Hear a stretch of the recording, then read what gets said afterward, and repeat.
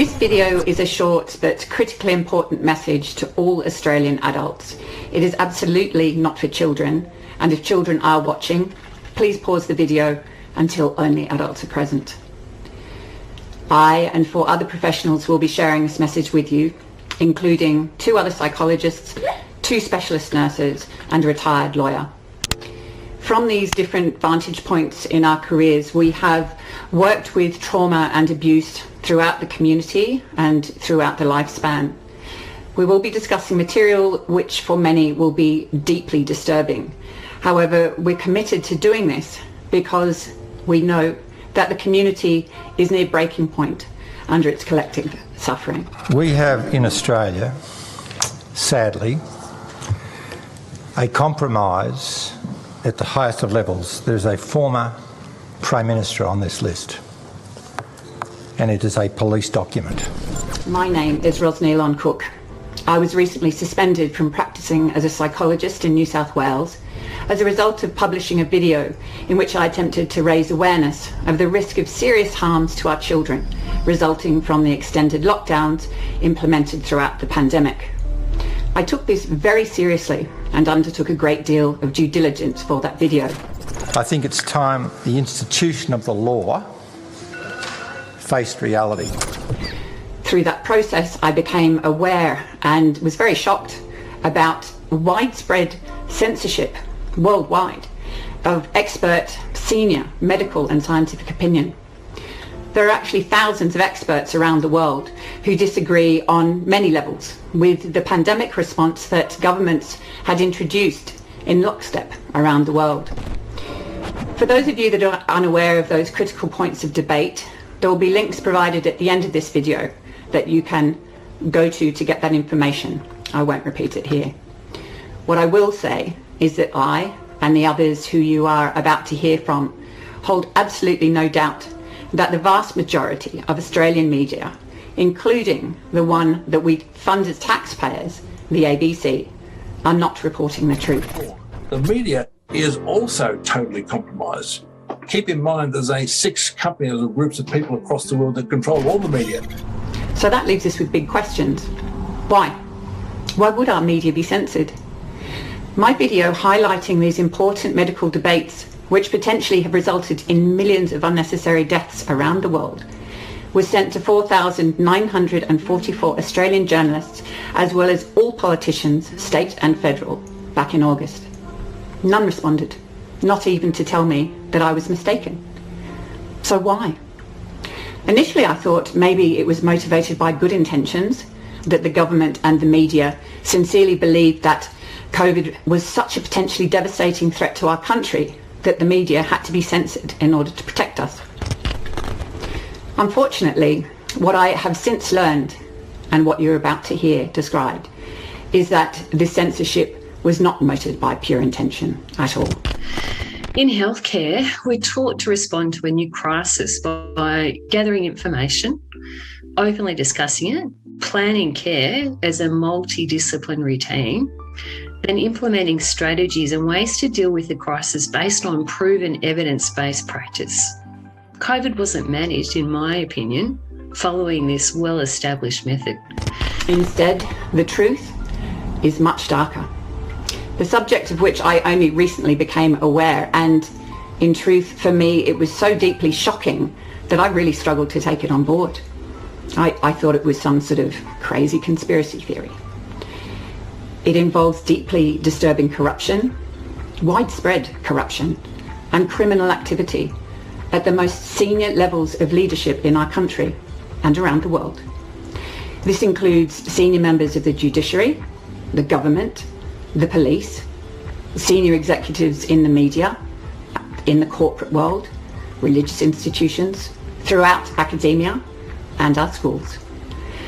It's certainly not everyone, but personally, I find the saddest part is that we're talking about many individuals, again, not all of them, but many individuals who sit in positions of the highest moral authority in our communities, in our country, and around the world.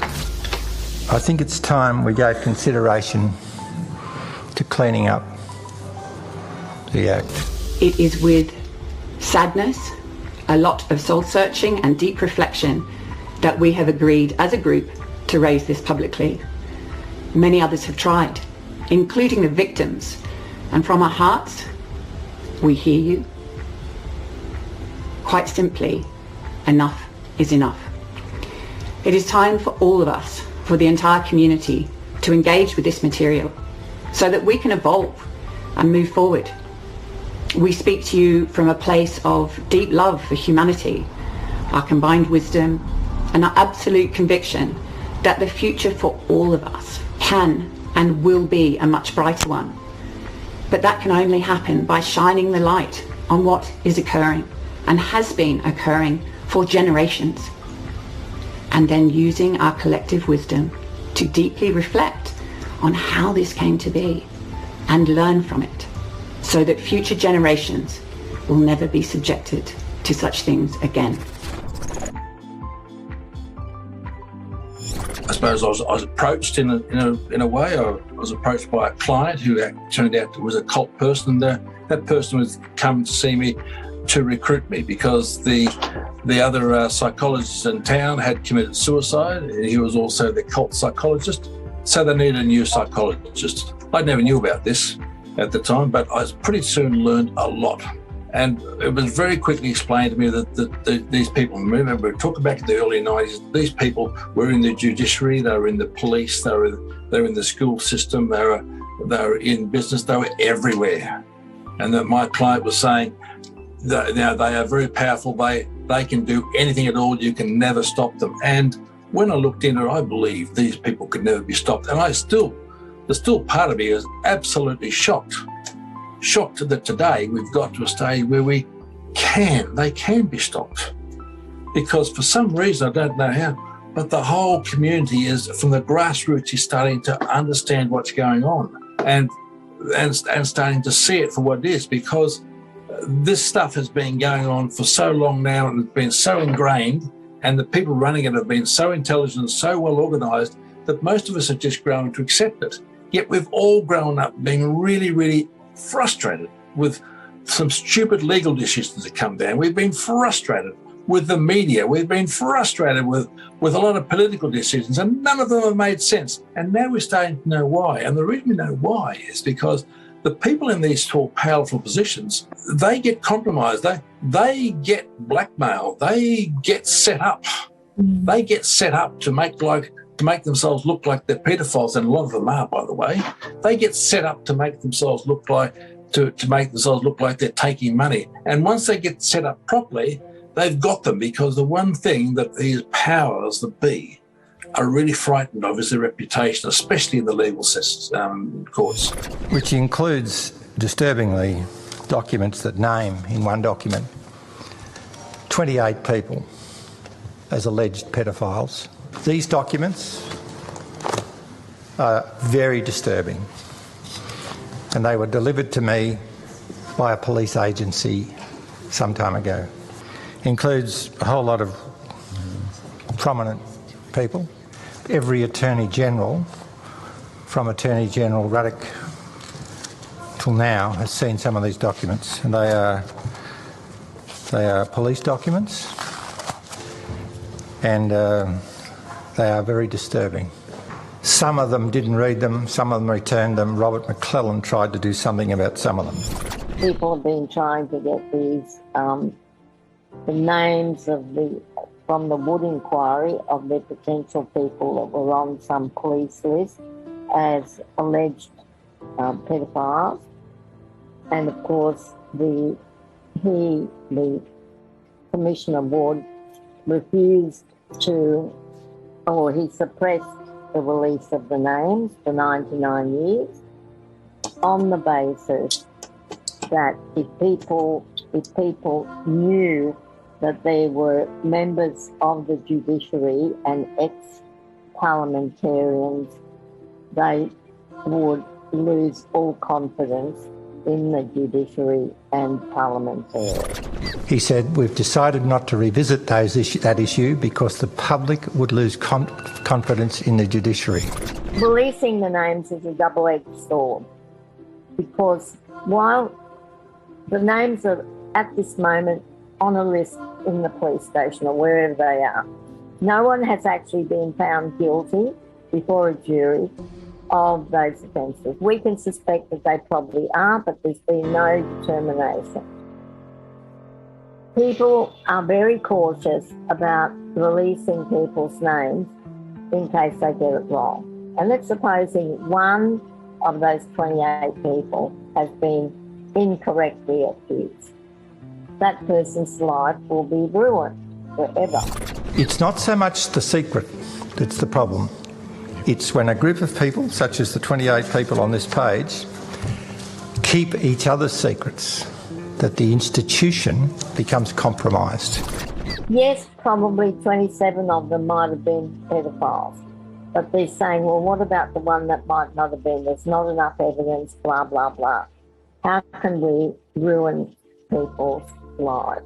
We've now got a statement that says this is going throughout the judiciary, it's going throughout politicians. We've got 2 former prime ministers. Yeah. Is that not enough for people? Judges are not courageous people, and they would have to be very courageous to go against the government narrative. Because one of the things that is going to happen is if they made a finding against the government, it would open the floodgate to thousands of people suing them. And they can't afford to do that. In the last 18 months, I've put forward a case which I initiated to remove a judge from the bench in New South Wales, Justice Gary Neal, whose name in the trade was Gorilla in Black Lace. I got rid of another judge through the excellent work of the Judicial Commission in New South Wales a few years ago without a murmur. He was a person who's in this list here as picking up young blokes in the toilets outside Marcelin College at Randwick. He heard a case in the Central West, I won't name the town, the stepfather abusing a daughter.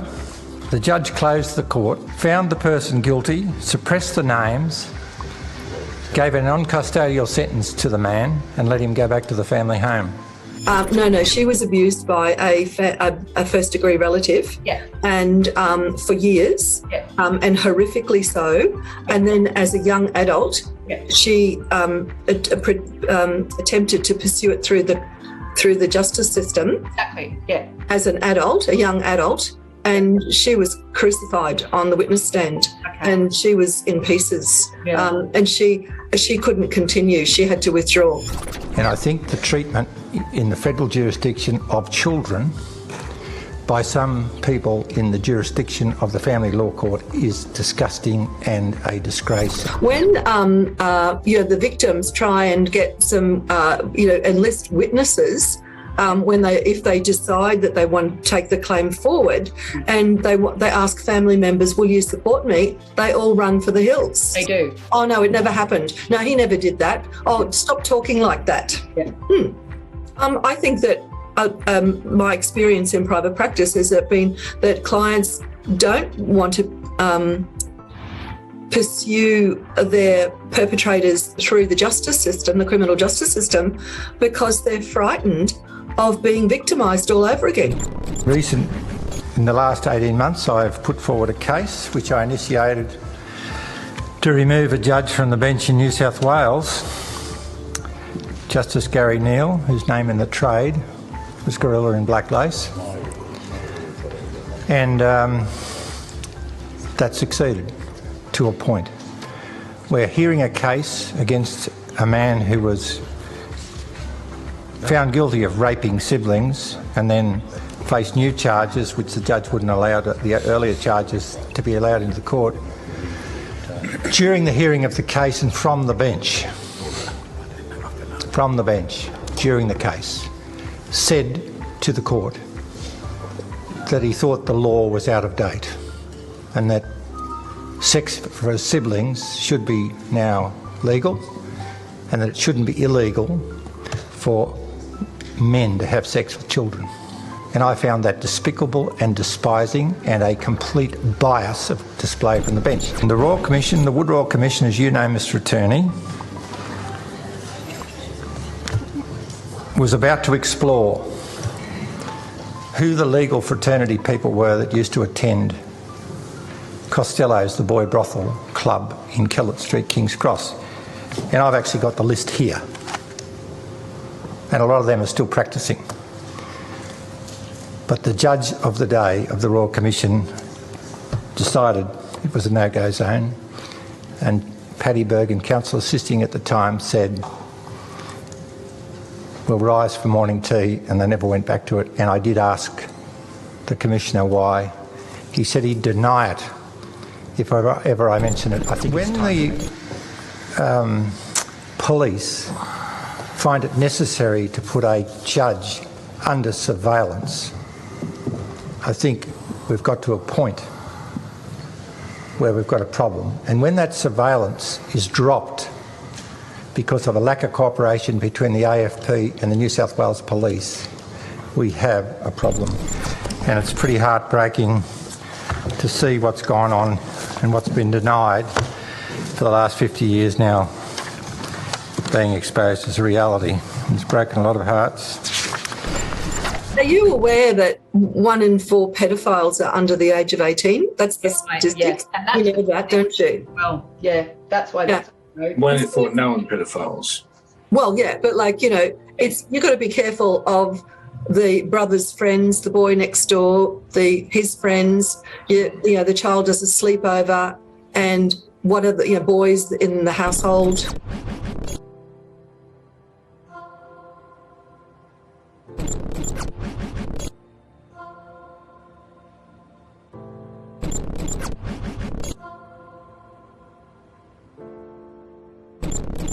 I've worked as a clinician, a mentor and manager within healthcare for over 30 years. What I've seen over the past 19 months echoes the same concerns that Roz, Rob and Carolyn have touched on about corruption and a lack of integrity relating to COVID management. I speak from the perspective of a healthcare worker who chose to leave the system in June 2021. When COVID arrived in Australia in early 2020, all healthcare providers were open-eared and listening to as much information coming in from around the world as we could.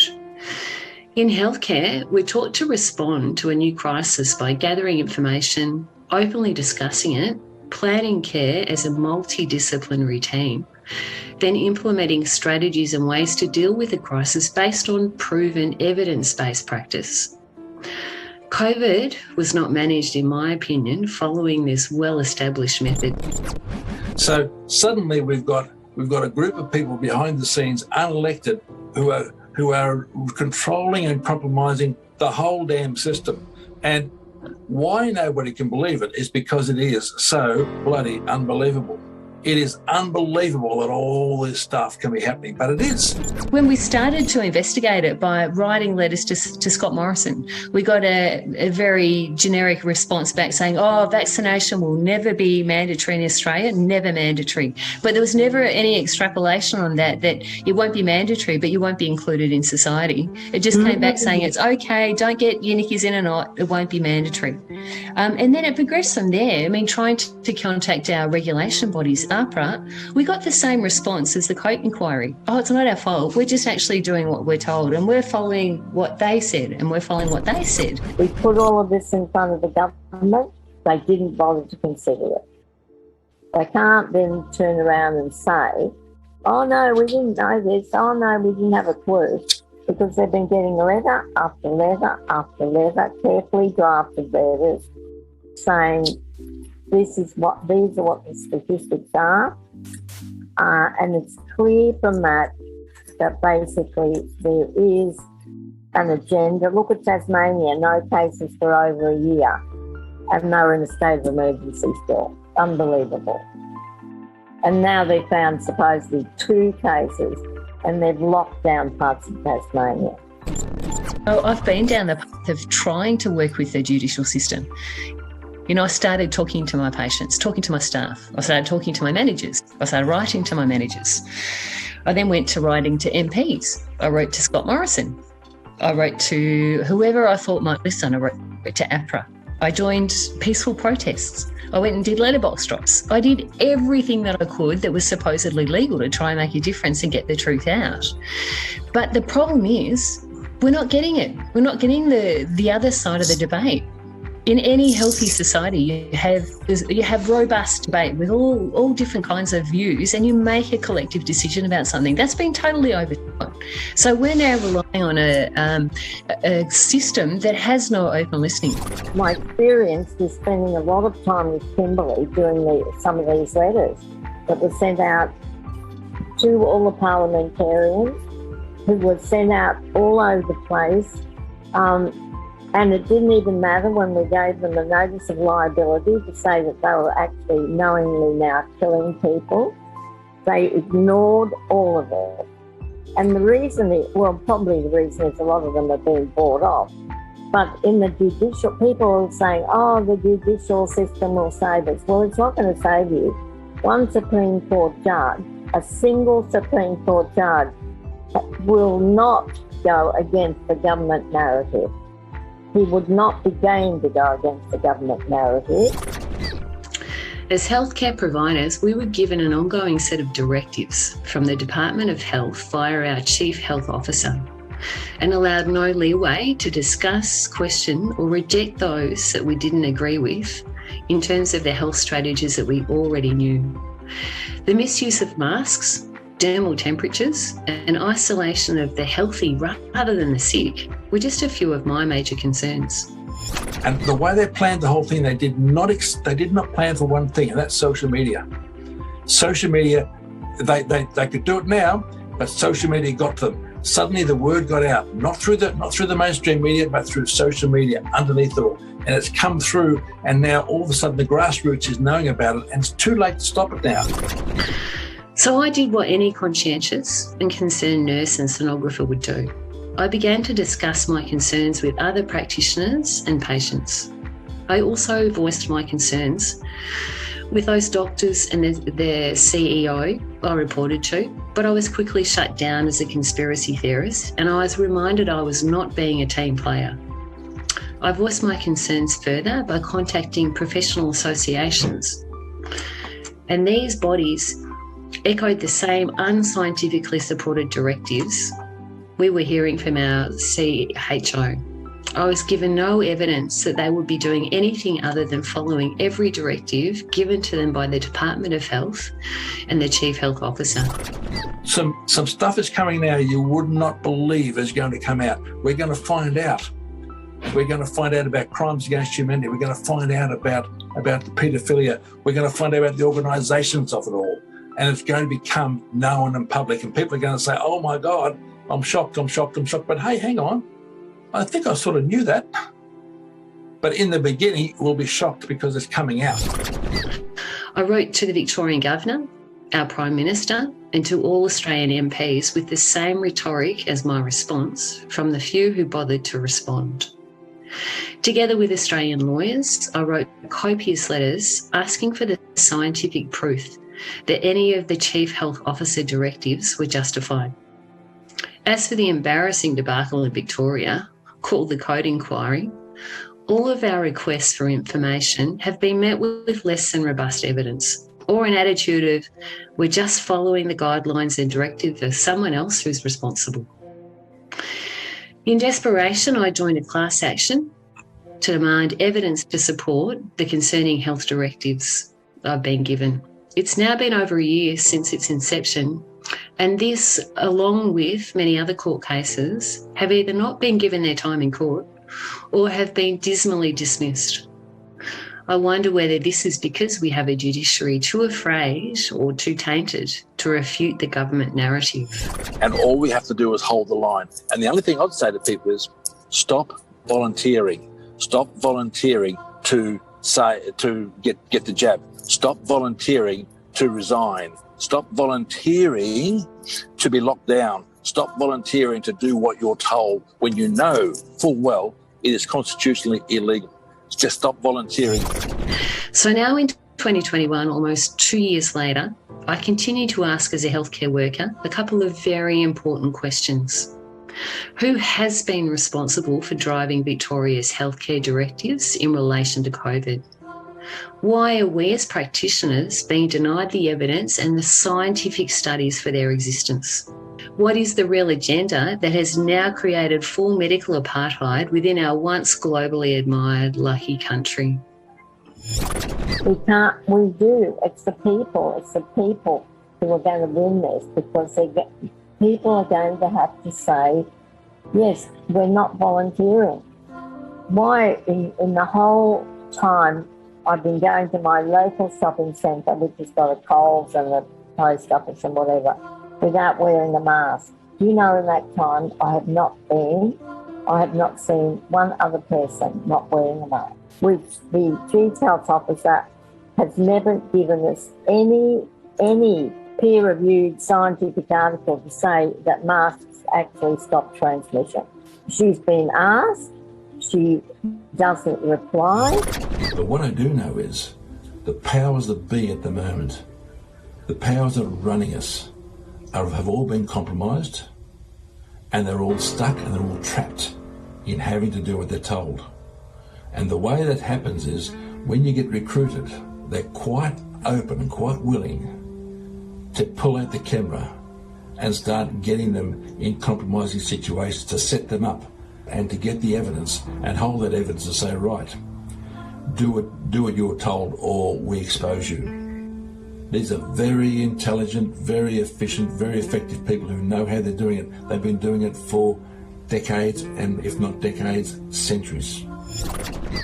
Like what's happened, there's been a case in New South Wales, but only one Supreme Court judge, and as I've told a lot of people, one lone judge would have to be extremely courageous to actually say something against the government, because by making a decision that the government was in some way at fault would open the floodgates for people to be able to litigate. So I'm looking at everything that's going on now and realising that nothing's actually changed except we're aware.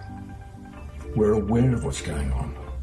And we're coming closer and closer and closer to saying no more. We don't put up with this anymore. We've been putting up with this all of my life. And it was started long before I was born. But for the first time in history, here we are living in a time when they're being challenged like never before. And the way it's going, they are defeated. And that's why I'm ecstatic. In closing, as you've heard, there's been widespread corruption at the highest levels of our institutions, the extent of which is only still emerging. And we all need to prepare ourselves. In the coming weeks, more truths will emerge that will be very hard to hear and often difficult to believe. Take care of yourself and your family. And if you need to, please connect with us or one of the many other organisations that can offer connection and support. We've presented a lot of information today, but please do your own due diligence. We'll provide links at the end for those who want them to get started, but we urge each and every one of you to go beyond that. You need to be clear in your mind. The good news is that by Christmas, things are going to start looking very different, and the potential for a new, much better society is in front of us all. Please know that behind the scenes, significant structural changes to the foundations of our society are already underway and being taken care of. There is no need. We have in front of us now the most incredible opportunity for humanity to learn from our past mistakes and to evolve into something truly magnificent. We don't deny that the next few weeks and months may be difficult. They will. But we'll come out the other side stronger and faster than you imagine. What is needed is the heart and courage of us all.